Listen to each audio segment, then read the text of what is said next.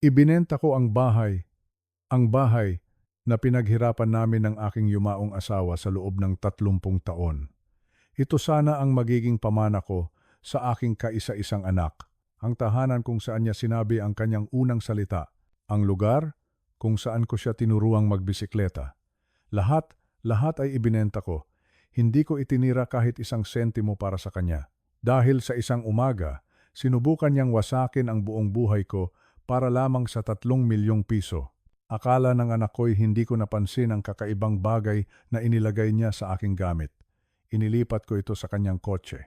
Ang pangalan ko ay Antonio Reyes at sa edad na 61, ang tanging kaligayahan ko na lang sana ay ang aking anak na si Paulo.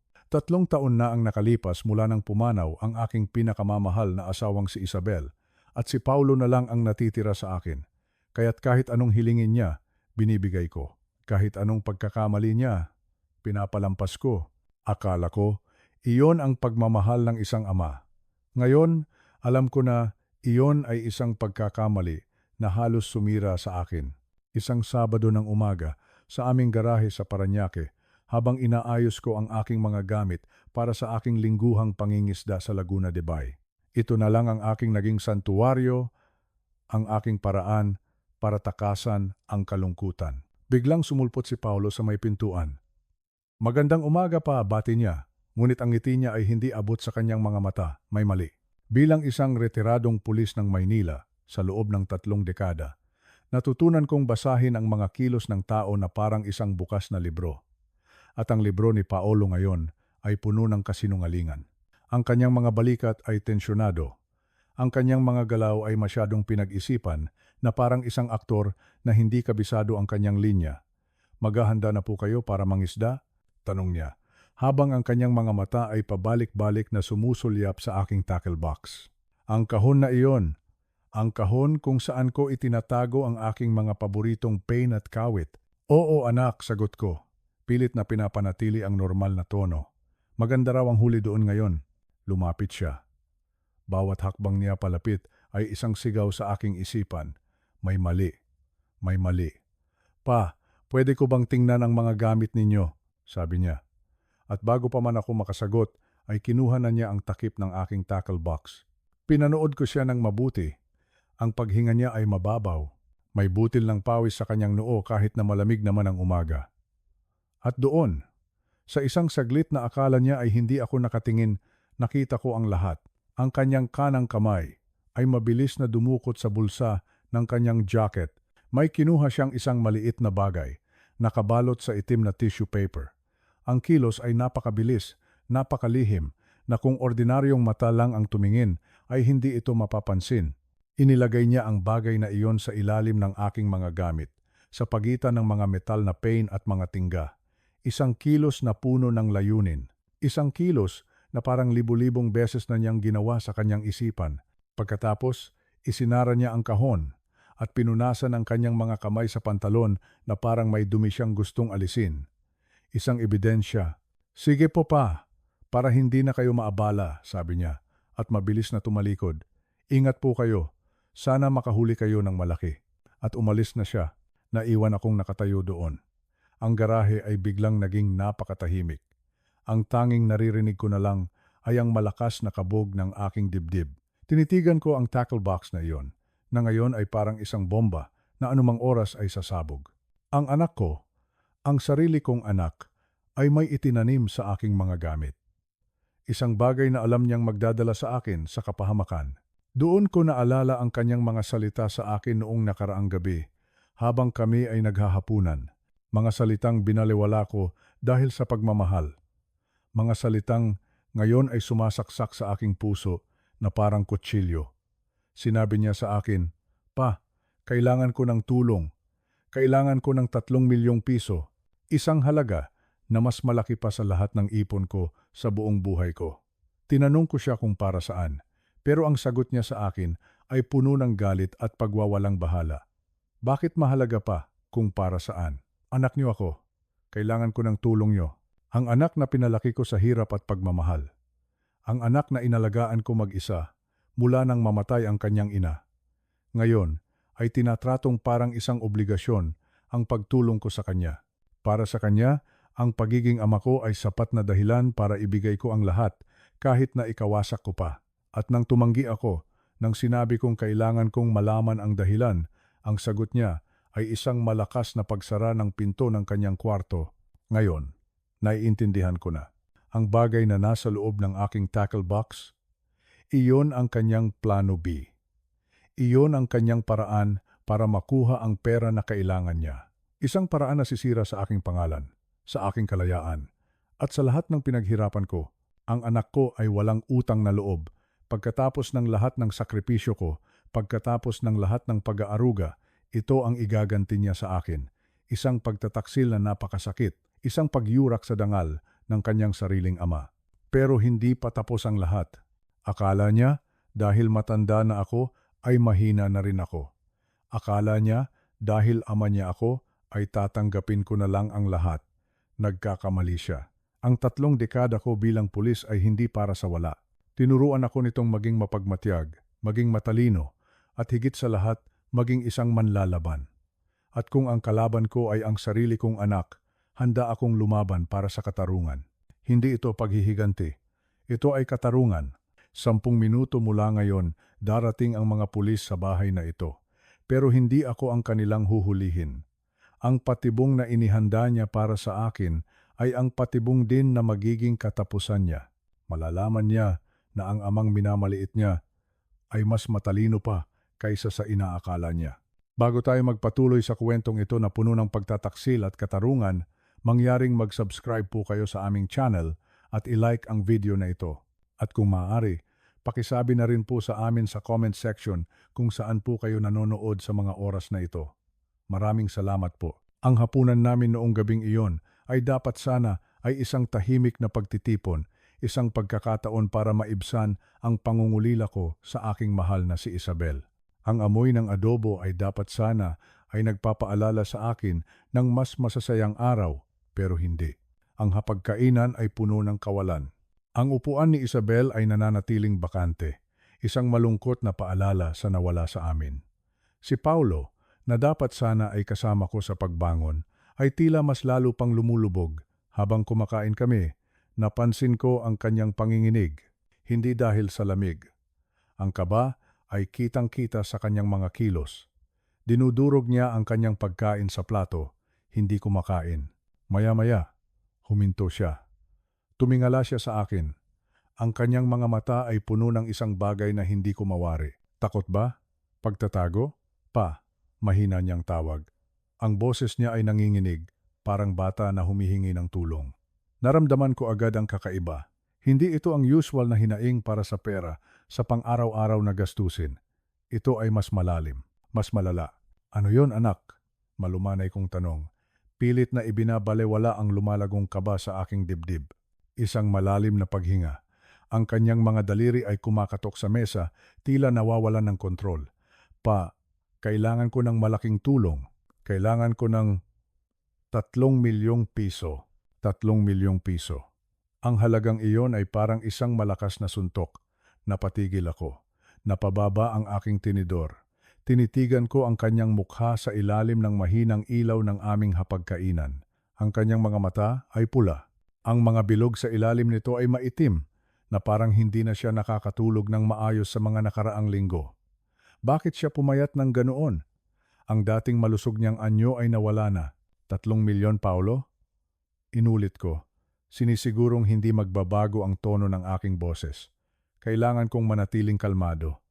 Alam mo bang, wala akong ganyang kalaking pera sa ipon ko? Saan mo naman mapupunta ang ganyang kalaking halaga? Dito nagsimula ang pagbabago. Ang kanyang mukha ay biglang nagpakita ng isang halo ng galit at desperasyon. Isang bagay na mas madilim pa kaysa sa ordinaryong problema sa pera. Bakit ba mahalaga pa kung saan mapupunta? Sigaw niya, halos pabulong, pero puno ng tapang. Anak niyo po ako. Kailangan ko ng tulong. Naramdaman ko ang pagbigat ng aking puso. Alam ko ang sagot sa tanong ko. Alam ko kung saan napupunta ang pera niya.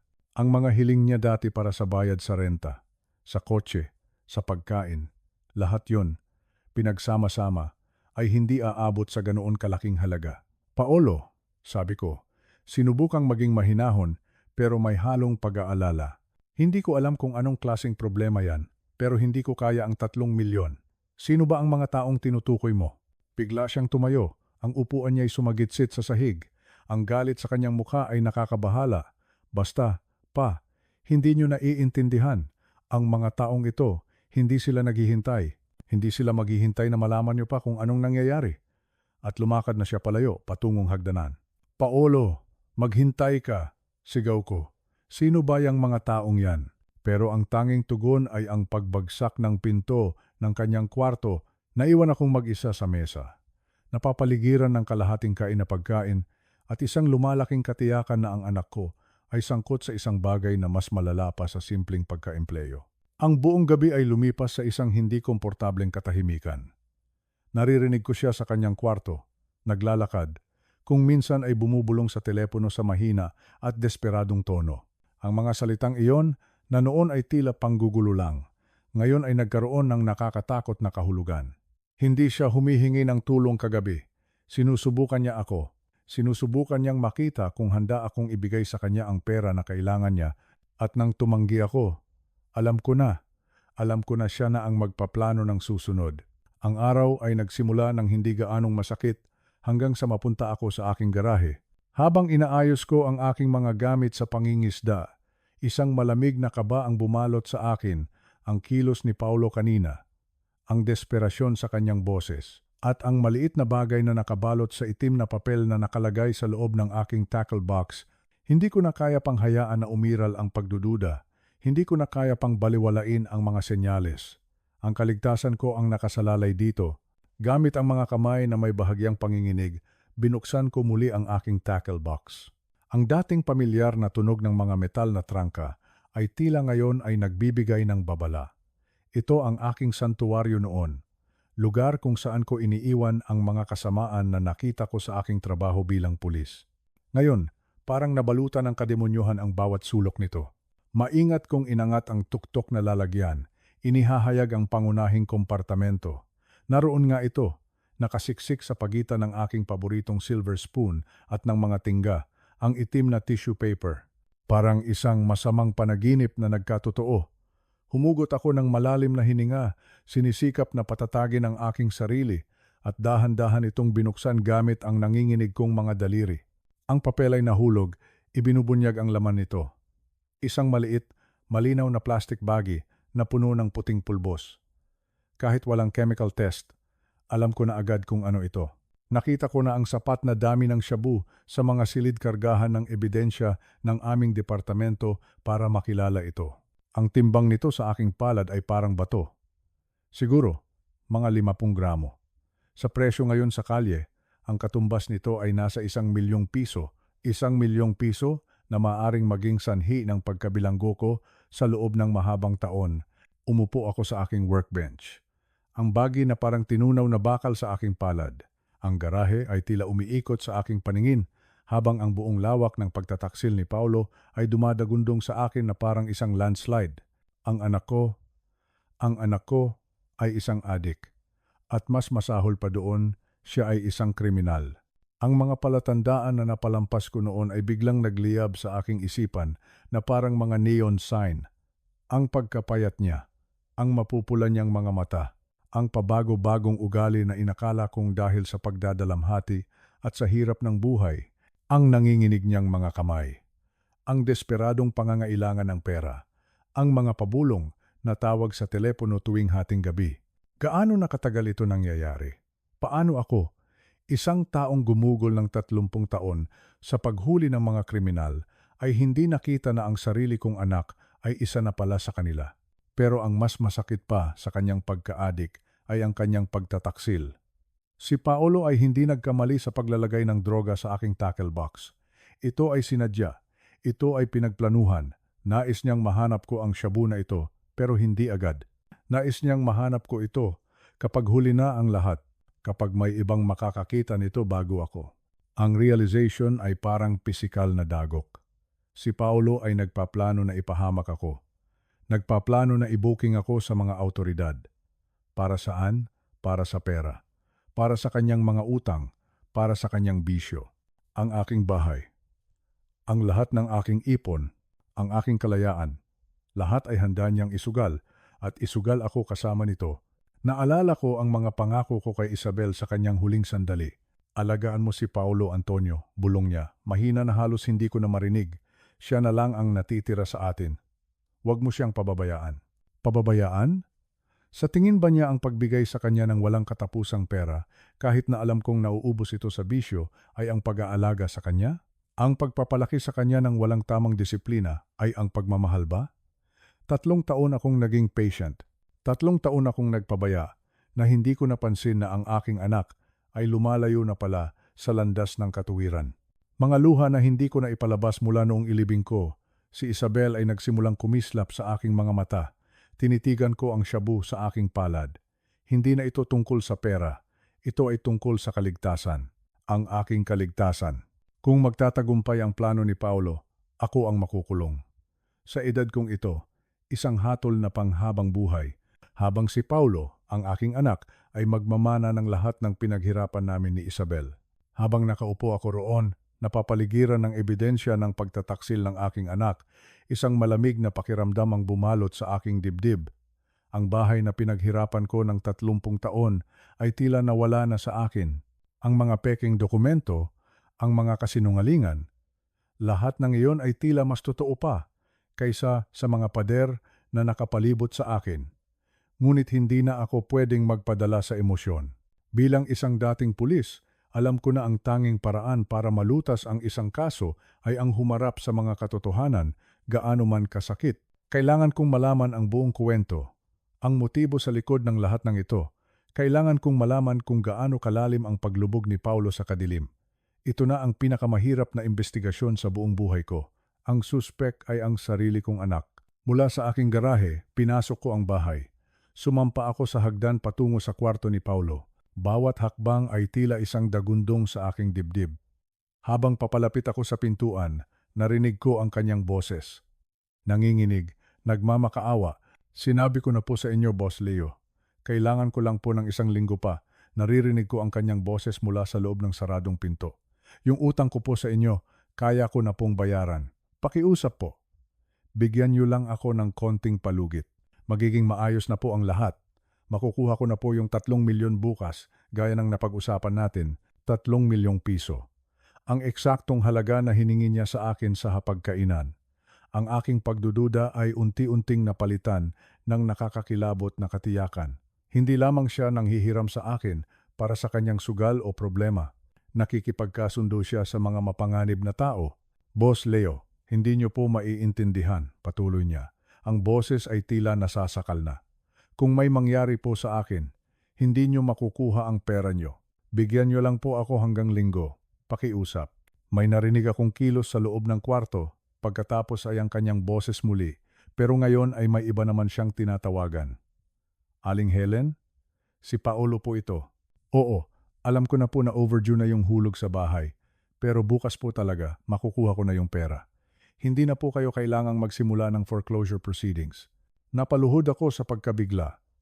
Ang bahay namin, ang bahay na itinayo namin ni Isabel, ang bahay na sinabi niyang bahagi ng kanyang pamana, ginawa niyang piyansa, isinangla niya para sa mga utang niya. Ang mga salitang foreclosure proceedings ay tumatak sa aking isipan na parang kidlat. Paano? Paano niya nagawa ito nang hindi ko nalalaman? Mga 20 minuto ang lumipas. Lumabas si Paulo sa kanyang kwarto, nakabihis na ng pang-interview. Ang mukha ay kalmado, pero ang kaba na narinig ko sa kanyang boses kanina ay hindi ko malilimutan. Pupunta na po ako sa interview pa, sabi niya, na parang wala lang nangyari. Wish me luck po. Naghihintay ako. Naghihintay hanggang marinig ko ang tunog ng pag-andar ng kanyang sasakyan papalayo. Pagkaalis niya, alam kong ito na ang pagkakataon ko. 30 taon sa serbisyo, alam ko kung paano maghanap ng ebidensya. At ang anak ko, sa kabila ng kanyang pagbabalat kayo, ay naiwanan ng mga bakas. Pumasok ako sa kanyang kwarto. Ang kalat ay nakakagulat. Hindi ito ang kalat ng isang taong naghahanda para sa interview. Ito ang kalat ng isang taong nagtatago ng mga lihim. Tinitigan ko ang bawat sulok. Sa ilalim ng kanyang kama, sa loob ng isang lumang maleta, natagpuan ko ang mga dokumento, mga bank statement na nagpapakita ng malaking halaga ng cash withdrawals sa loob ng nakalipas na 6 na buwan. Mga credit card bills na nagpapakita ng mga cash advance na umaabot sa halos 2 milyong piso. Marami sa mga ito ay ginamit sa isang sikat na kasino sa Pasay. Pero ang pinakamalaking dagok ay ang isang loan agreement. Nakasaad doon ang pangalan ni Aling Helen Vasquez, isang lisensyadong moneylender. Siya ang nagbigay ng 5 milyong piso kay Paolo gamit ang aming bahay bilang collateral. At doon, sa ilalim ng kanyang pangalan, ay ang pirma ko. Isang pirma na malinaw na peke. Ang lahat ng pinaghirapan namin ni Isabel, parang isang iglap lang, ay maaari na itong mawala sa akin. Sa isang drawer ng damit, nakakita ako ng mga resibo ng sugal, mga betting slips na nagpapakita ng sunod-sunod na pagkatalo, mga numero ng telepono na nakasulat sa mga pinagtabasan ng papel. Isa sa mga ito ay may markang Boss Leo, emergency only. Ang larawan ay naging malinaw na.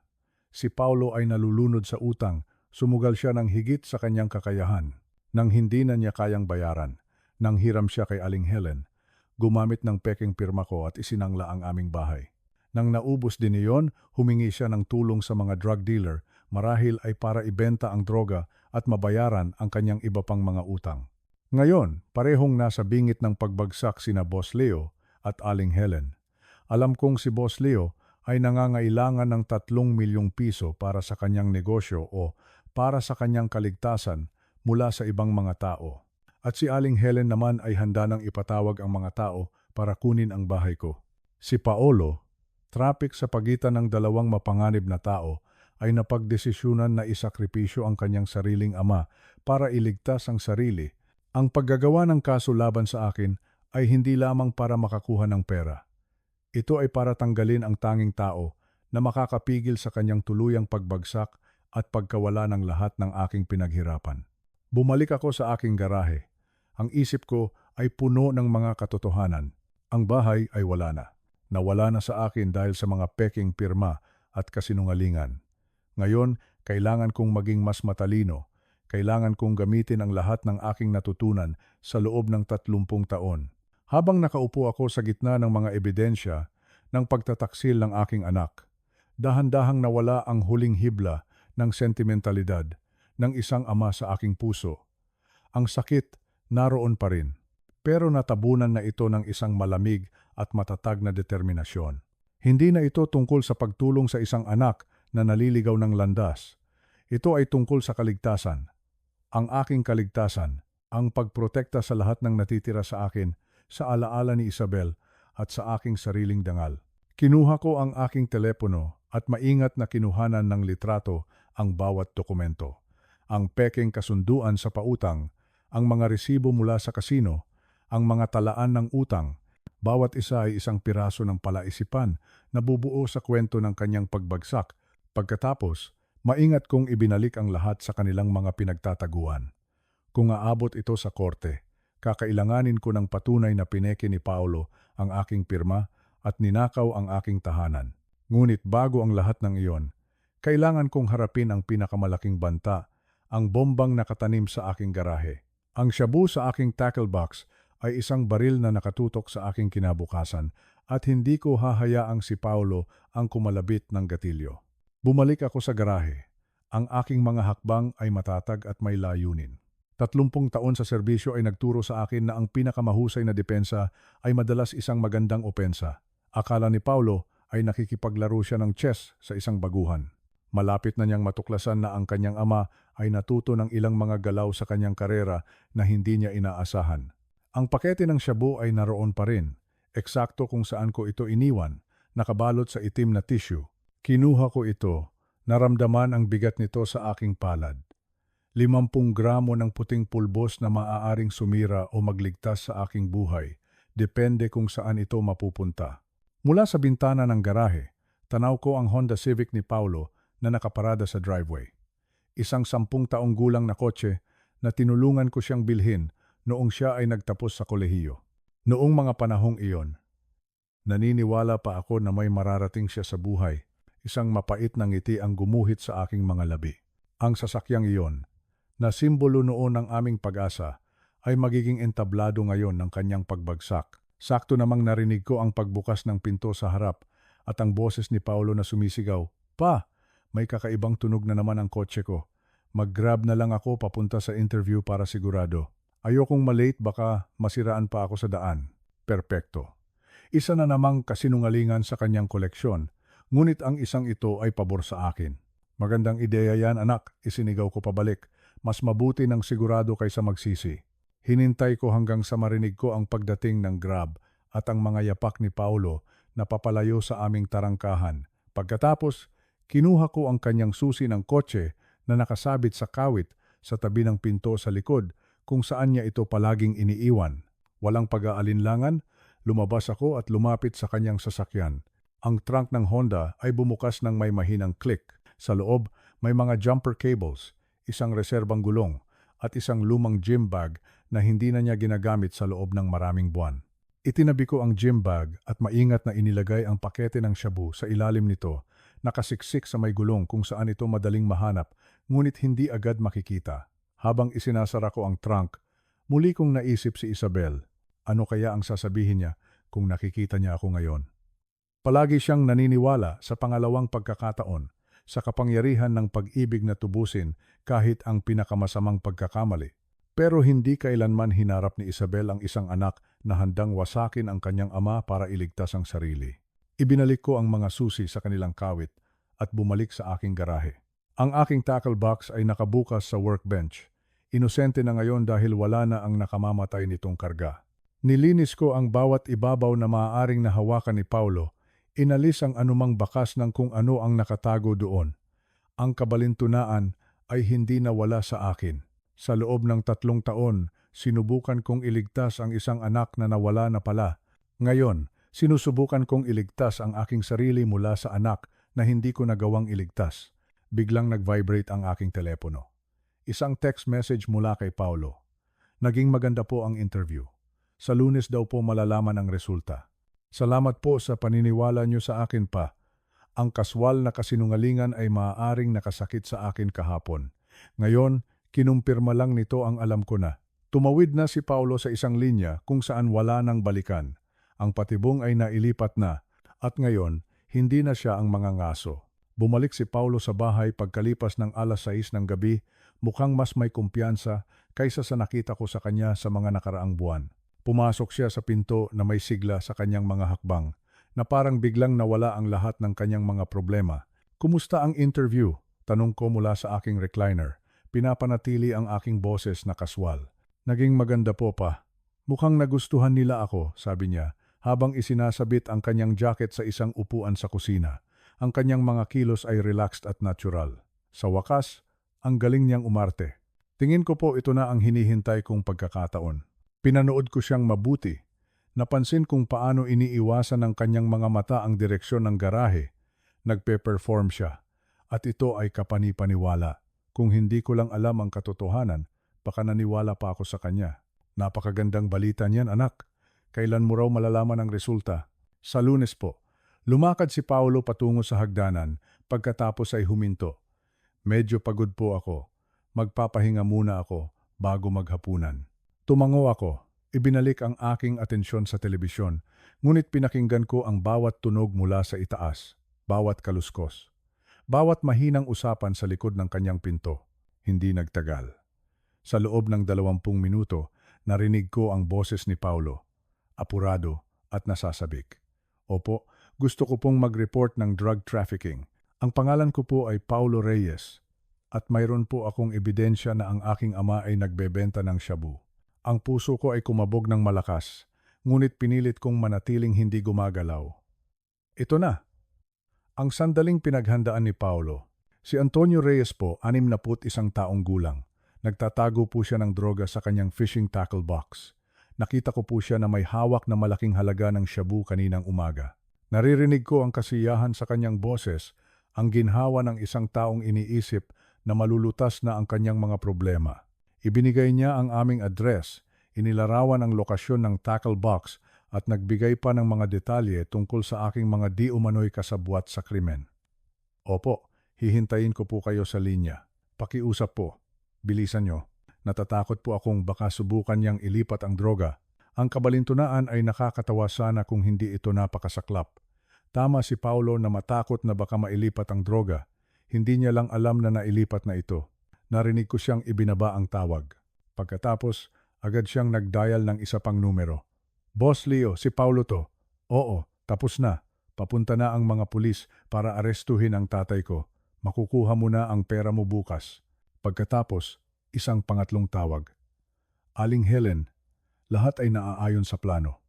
Kapag naaresto na siya, magkakaroon na ako ng access sa lahat. Ang utang mo ay mababayaran ng buo. Nakaupo ako sa sala, nakikinig habang inaayos ng aking anak ang aking pagkawasak ng may kahusayan ng isang kriminal. Isang bahagi sa akin ay humanga sa kanyang pagiging detalyado. Ang natitirang bahagi sa akin ay nasusuka. Ang trahedya ay naroon, malinaw na malinaw. Ang anak na pinalaki ko ay handang isakripisyo ang aking buhay para sa kanyang mga kasalanan. Wala nang pag-asa, wala nang babalikan. 15 minuto ang lumipas. Mula sa bintana, nakita ko ang unang patrol car na pumarada sa aming driveway, sinundan ng 2 pang sasakyan at isang hindi markadong sedan. Sa likod ng bintana ng sedan, nakilala ko si Detective Sara Cruz, ang dati kong kasamahan sa Manila Police District. Isang magaling na investigador. Isang taong hindi basta-basta malilinlang. Bumaba si Paulo mula sa kanyang silid. Ang kanyang mukha ay isang perpektong maskara ng pag-aalala at pagiging inosente. Pa, may mga pulis sa labas. Anong nangyayari? Ang kanyang pag-arte ay walang kapintasan. Kung hindi ko lang narinig ang kanyang mga tawag sa telepono, baka naniwala pa akong ang kanyang pagkalito ay totoo. Tumunog ang doorbell, matalas, at may awtoridad. Ito na. Lumakad si Paulo patungo sa pinto, ngunit tumayo ako muna. Ako na, anak. Habang naglalakad ako patungo sa pinto, nasulyapan ko ang refleksyon ni Paulo sa salamin sa pasilyo. Sa isang saglit, noong akala niya ay hindi ako nakatingin, ang kanyang maskara ay nahulog, ang ekspresyon sa ilalim nito ay malamig, mapagkalkula, at ganap na walang pagsisisi.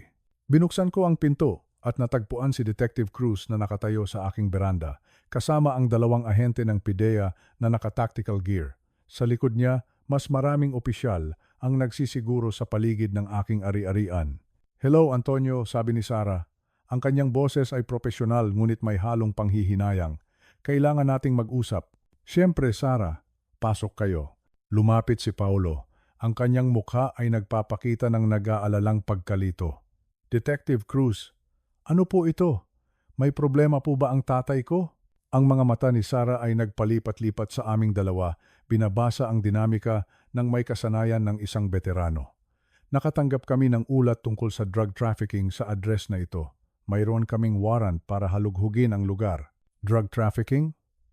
Ang boses ni Paulo ay nagdala ng perpektong pagkabigla. Imposible po yan. Hinding-hindi po gagawin yan ng tatay ko. Ayos lang anak, sabi ko ng mahinahon. Hayaan mo silang gawin ang kanilang trabaho. Ang nangungunang ahente ng PIDEA, isang seryosong lalaki na nasa edad 40, ay humakbang pasulong. Mr. Reyes, mayroon kaming impormasyon na nag-iimbak ka ng shabu sa iyong fishing tackle box. Ang mga mata ni Paulo ay nagliwanag sa tulong at kooperasyon. Ay, nandoon po sa garahe. Ituturo ko po sa inyo kung saan eksakto. Sinundan ko ang grupo patungo sa aking garahe. Pinapanood ang kumpiyansang paglakad ni Paulo. Napakatiyak niya sa tagumpay. Napakasigurado na ang kanyang plano ay perpektong nagaganap. Ayan po, turo ni Paulo sa aking tackle box. Diyan po nagkakalikot si Papa kaninang umaga at balisang-balisa po siya. Lumapit ang ahente ng PIDEA nang may ingat, kinukuhanan ito ng litrato mula sa iba't ibang anggulo bago buksan ang mga trangka. Lumapit si Paulo. Ang pananabik ay nagniningning sa bawat kilos. Inangat ng ahente ang tuktok na tray. Inilalantad ang aking organisadong koleksyon ng mga pain at tingga. Maingat niyang hinanap ang bawat kompartamento, inaalis ang mga item at sinusuri ang mga ito. Wala. Tumingala ang ahente, ang pagkalito ay gumuhit sa kanyang mga tampok. Mr. Reyes, wala po kaming nakikitang anumang controlled substances. Ang mukha ni Paulo ay namutla. Imposible yan. Nakita ko siyang may inilagay diyan kaninang umaga. Tingnan niyo ulit. Anak, sabi ko ng tahimik. Ano ba talaga ang sa tingin mo ay nakita mo? Ang kanyang composure ay nagsimulang gumuho. Ang kanyang perpektong pag-arte ay nabasag. Ang katotohanan ay dahan-dahang lumalabas. At alam kong malapit na ang katapusan ng lahat ng ito. Mayroon pong nakabalot sa itim na tissue paper. Igiit ni Paulo, ang kanyang boses ay tumataas na sa desperasyon. Sigurado po ako, nakita ko po. Ang kanyang mga mata ay nagpapalipat-lipat mula sa walang laman na tackle box patungo sa mga mukha ng mga pulis, naghahanap ng kahit sinong maniniwala sa kanya. Ang kanyang perpektong plano ay gumuho sa harap niya, at ang pagkalito ay mabilis na napalitan ng purong takot. Si Detective Sarah Cruz, na tahimik na nagmamasid sa isang sulok, ay lumapit. Ang kanyang mga mata, matalas at mapanuri, ay nakatutok kay Paulo. Paulo, sabi niya, ang kanyang boses ay kalmado, ngunit may bigat. Mukhang sigurado ka talaga sa laman ng tackle box ng tatay mo. Bakit ganoon? Bakit mo alam ang tungkol sa itim na tissue paper? Ang bibig ni Paulo ay bumukas at sumarado na parang isang isda na wala sa tubig. Wala siyang masabi. Ang mga kasinungalingan niya ay naubos na. Ako po, gusto ko lang pong tumulong, sabi niya. Ang kanyang boses ay halos pabulong na. Akala ko po kasi may nakita akong kahina-hinala. Isang concerned citizen ka lang pala, sabi ni Sarah. May bahid ng sarkasmo sa kanyang tono. Ang kanyang mga taon bilang investigador ay nagturo sa kanya na amuyin ang kasinungalingan, at ang amoy ng kasinungalingan ni Paulo ay masangsang. Ang nangungunang ahente ng PIDEA ay tapos na sa pagsusuri ng tackle box. Wala dito, detective, sabi niya. Dapat ba nating palawakin ang paghahanap? Ngunit si Sarah ay hindi tumingin sa ahente. Ang kanyang mga mata ay nanatiling nakatitig kay Paulo. Sandali, sabi niya. Ang kanyang mga instincts bilang pulis ay gumagana na. Paulo, ikaw ang tumawag para sa tip na ito, hindi ba? Ang mukha ni Paulo ay namula. Opo, pero kung nagkamali po ako, pasensya na po. Halughugin natin ang sasakyan mo, biglang sabi ni Sarah. Ang kanyang tono ay hindi na pala kaibigan.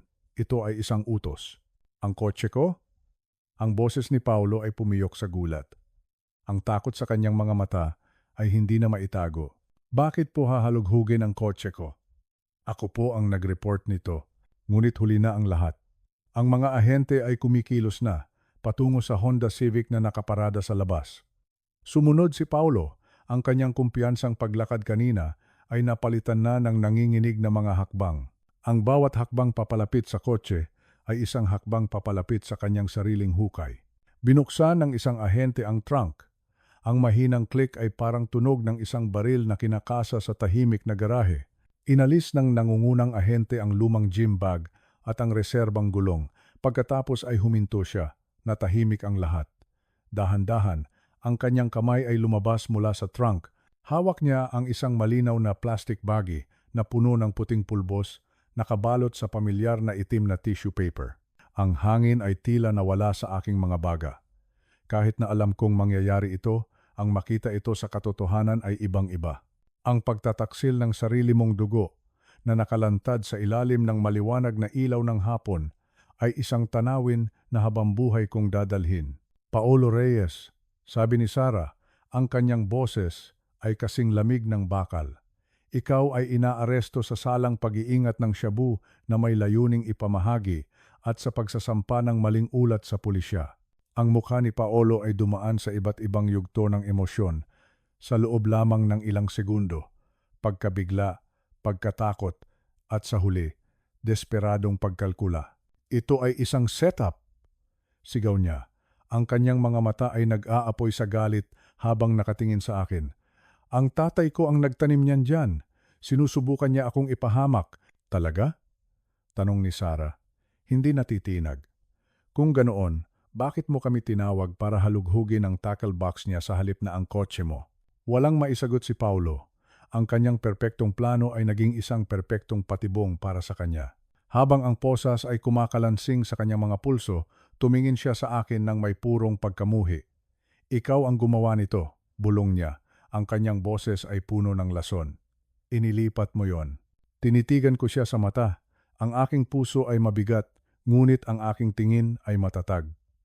Anak, sabi ko, ang bawat salita ay may bigat ng 3 taon ng sakit at pagkabigo. Wala akong alam sa sinasabi mo. Ang itsura ng pagkabigla sa mukha ng aking anak ay nagsabi ng lahat. Sa lahat ng kanyang mga plano at kalkulasyon, hindi niya kailanman inasahan na ang kanyang ama, ang matandang lalaki, na minamaliit niya ang magiging mas mahusay na estratehista. 3 linggo ang lumipas. Nakaupo ako sa isang bangko sa loob ng Denver County Courthouse, isang lugar na naging pangalawang tahanan ko sa loob ng 30 taon, ngunit ngayon ay parang ibang mundo.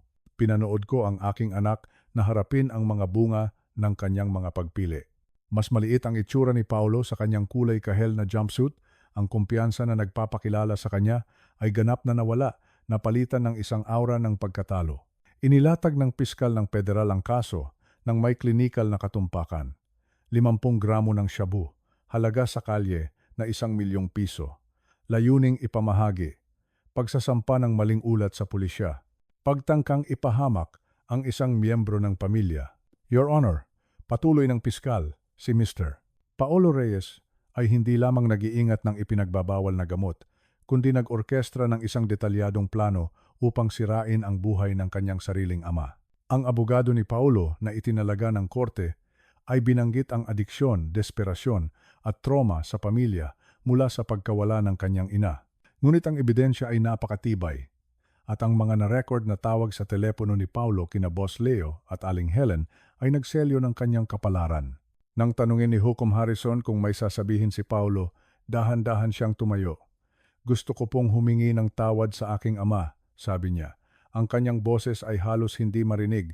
Ako po ay desperado at gumawa po ako ng mga kahila-hilakbot na desisyon. Hindi ko po sinasadya na umabot sa ganito. Nakaupo ako sa gallery, walang nararamdaman kundi kawalan. Ang paghingi niya ng tawad ay parang walang laman, isang pag-arte para sa hukom sa halip na isang salitang nagmula sa puso. Paulo Reyes, sabi ni Hukom Harrison. Ang kanyang boses ay umalingaw-ngaw sa silid hukuman. Ikaw ay hinahatulan ng 5 taon sa federal na bilangguan para sa drug trafficking at conspiracy. Ang tunog ng gavel ay parang isang pinto na nagsara sa 30 taon ng pagiging ama. Ngunit ang pag-aresto kay Paulo ay nalutas lamang ang isang bahagi ng aking mga problema. Si Aling Helen Vasquez ay hawak pa rin ang mga peking dokumento na nagsasabing pag-aari niya ang aking bahay. Si Boss Leo ay naglaho matapos ang pag-aresto kay Paulo, iniiwasan ang atensyon ng pulisya. Gumugol ako ng mga linggo sa pakikipagtulungan sa aking abogado upang patunayan na ang mga dokumento ng pautang ay mapanlinlang. Ang peking pirma ay halata ng suriin ito ng mga eksperto at ang pag-amin ni Paulo ay nakatulong na itatag ang timeline ng panloloko. Ang magandang balita, Antonio, paliwanag ng aking abogado, ay ang mga mapanlinlang na dokumento ay walang bisa. Ang iyong bahay ay hindi kailanman legal na nalagay sa panganib. Si Aling Helen Vasquez ay tumakas na sa estado upang iwasan ang pag-uusig. Pinapanatili akong updated ni Detective Cruz tungkol sa patuloy na investigasyon. Nakikipagtulungan kami sa mga federal na marshal para matunton sina Elena at Marco, sabi niya. Ang kooperasyon ni Paulo ay maaaring mabawasan ang kanyang sentensya, ngunit tinitingnan niya ang paglilingkod ng hindi bababa sa 3 taon. 3 taon. Ang anak ko ay magiging 30 kapag siya ay pinalaya. Ako ay magiging 64 kung mabubuhay pa ako ng ganoon katagal. Ang bahay ay iba na ang pakiramdam ngayon. Mas walang laman sa mga paraang walang kinalaman sa pisikal na kawalan ni Paulo. Nilakad ko ang mga silid kung saan kami nagbahagi ng mga pagkain. Nanood ng telebisyon, nagtalo tungkol sa responsibilidad. Ang mga alaala ay parang kontaminado ng kaalaman sa kanyang pagtataksil. 2 buwan pagkatapos ng sentensya ni Paulo, gumawa ako ng isang desisyon na hindi ko maiisip noon. Inilagay ko ang bahay sa merkado. Sigurado ka ba, Antonio? Tanong ni Sara Cruz. Ito ang iyong tahanan, ang tahanan ni Isabel. Wala na si Isabel, sagot ko. Ang aking boses ay walang emosyon. At ang anak na pinalaki ko ay hindi na umiiral. Panahon na para magsimula muli. Sabi ng realtor, maaari akong umasa ng mabilis na pagbebenta sa mainit na merkado ng Maynila. Sinimulan kong ayusin ang 30 taon ng naipon na mga alaala, nagpapasya kung ano ang nararapat sa isang lugar sa aking bagong buhay at kung ano ang kabilang sa nakaraan. Ang ilang mga kabanata ay nagtatapos sa pagdiriwang. Ang iba ay nagtatapos sa ginhawa. Ang isang ito ay nagtapos sa pagtanggap na ang pamilya ay maaaring magtaksil sa pinakamalalim na tiwala, ngunit ang kaligtasan ay nangangahulugang pagpili sa iyong sariling kapakanan kaysa sa obligasyon sa mga taong sisira sa iyo. 6 na buwan ang lumipas. Nakatayo ako sa balkonahe ng aking bagong apartment sa Tagaytay. Pinapanood ang pagsikat ng araw na nagpipinta sa bulkang Taal ng ginto at pula. Ang tanawin ay kahanga-hanga, walang katulad sa mga kalye ng Parañaque kung saan ginugol ko ang 30 taon sa pagbuo ng isang buhay na sa huli ay pag-aari ng iba. Naibenta ang bahay sa loob ng 2 linggo. Matapos bayaran ang mortgage at mga legal na bayarin, mayroon akong sapat upang bilhin ang maliit na lugar na ito ng buo at magsimulang muli. Walang utang, walang obligasyon, walang mga miyembro ng pamilya na maaaring magtaksil sa akin para sa kanilang sariling kapakinabangan. Iningatan ko lamang ang mahalaga, ang mga litrato ni Isabel, ang aking mga gamit sa pangingisda, at ang pinaghirapang karunungan na ang pag-ibig na walang hangganan ay nagiging pagpapagana at ang pagpapagana ay sumisira sa parehong nagbibigay at tumatanggap. Sumulat sa akin si Paolo ng 2 beses mula sa federal na bilangguan. Parehong mga liham ay nananatiling hindi nabubuksan sa aking counter sa kusina. Ang ilang mga tulay kapag nasunog ay mas mabuting iwanang abo. Dumalaw si Detective Cruz noong nakaraang buwan na may mga update. Si Boss Leo ay naaresto sa Cebu, nahaharap sa mga kaso na magpapanatili sa kanya sa bilangguan ng mas matagal kaysa kay Paulo. Si Aling Helen Vasquez ay nananatiling isang takas. Pinagsisisihan mo ba kung paano ito natapos? Tanong ni Sarah habang nagkakape kami sa aking bagong sala. Pinagsisisihan ko na kailangan itong magtapos sa ganoong paraan, sagot ko. Ngunit hindi ko pinagsisisihan ang pagprotekta sa aking sarili mula sa isang taong sisirain ako ng walang pag-aalinlangan. Ang katotohanan ay mas simple kaysa sa pagsisisi o pagpapatawad. Pinalaki ko ang isang anak na naging isang estranghero, minahal ang isang taong nakita ang pag-ibig na iyon bilang isang kahinaan upang pagsamantalahan. Nang maharap sa pagpili sa pagitan ng kanyang kaligtasan at sa akin, pinili ni Paulo ang kanyang sarili. Ginawa ko lang ang parehong pagpili. Ang aking tackle box ay nakaupo sa sulok, nalinis at muling inayos, naghihintay para sa mga paglalakbay sa katapusan ng linggo sa mga lawa sa bundok kung saan ang tubig ay malinaw at ang mga isda ay hindi nagsisinungaling tungkol sa kanilang mga intensyon. Simpleng kasiyahan para sa isang taong natutong pahalagahan. Ang pagiging simple. Minsan, ang mga taong pinakamalapit sa atin ang nagiging pinakamalaking banta sa ating kapakanan. Minsan, ang pagprotekta sa iyong sarili ay nangangahulugang pagtanggap na ang pamilya ay maaaring maging kaaway. Minsan, ang pinakamahirap na aral sa buhay ay ang pag-alam kung kailan lalayo sa mga taong pinakamamahal mo. Ginugol ko ang 61 taon sa pag-aaral ng aral na iyon. Si Paulo ay may natitirang bahagi ng kanyang buhay upang matutunan din ito.